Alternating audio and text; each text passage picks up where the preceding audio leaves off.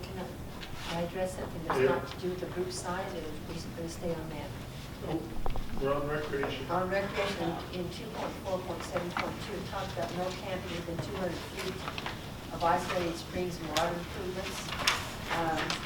I'd like to have that be 1,000 feet. All cows and similar deer and wildlife, they won't come in. Something's, 200 feet is not that far from, an animal.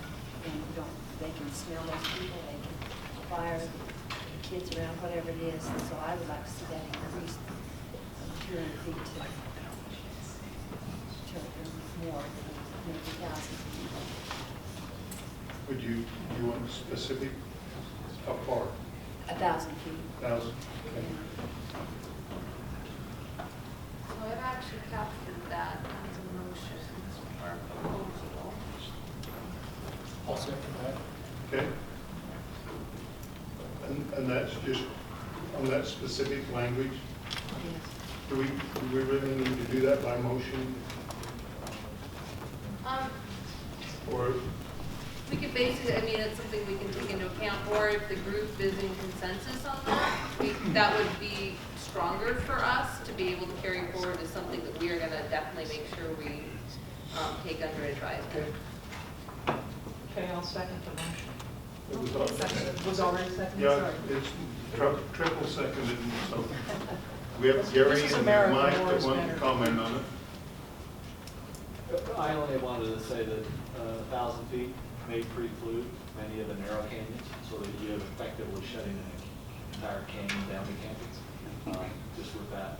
Well, and sometimes if that's the only water source for your cattle, and for the wildlife, water's pretty scarce.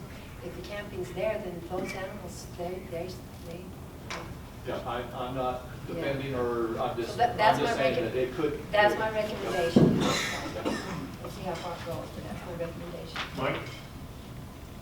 So is this for developed water, or is it just for Any- streams? Any water?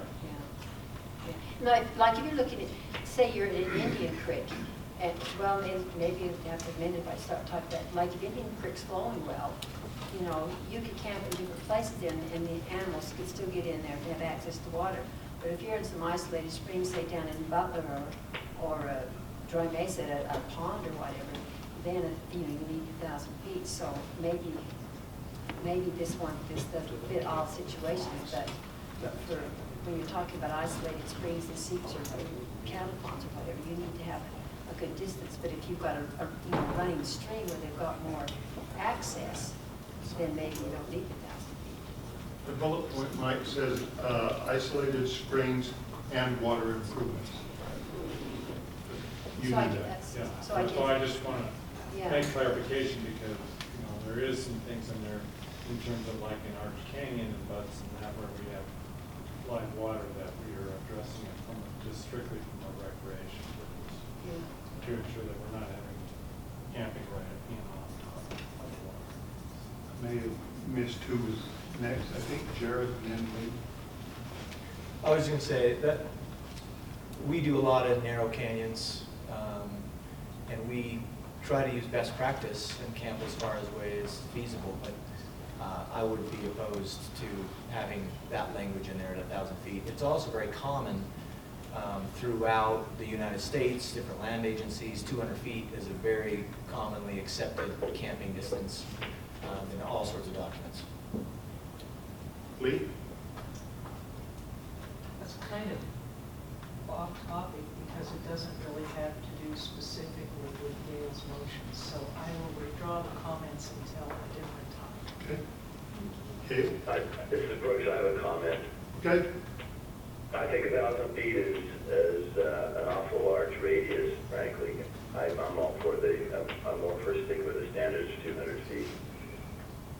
Well, I'll tell you what, one of the reasons I came up with 1,000 feet is in the past, the BLM has required some of these groups that have been hiking, they've required them to stay a quarter of a mile, they've required them to stay 1,200 feet away.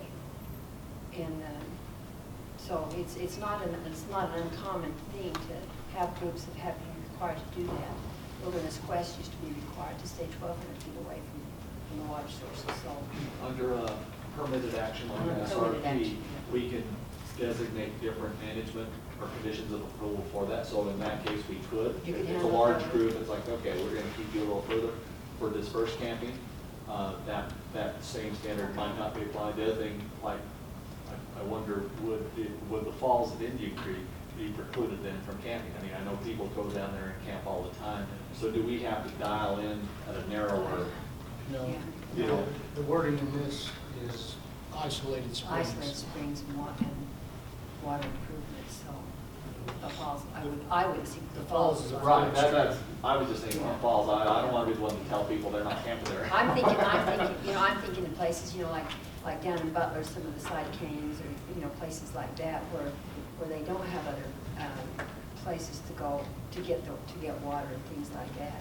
If people are camped right there within 200 feet, that's pretty much the whole area for them to be able to even access that water source.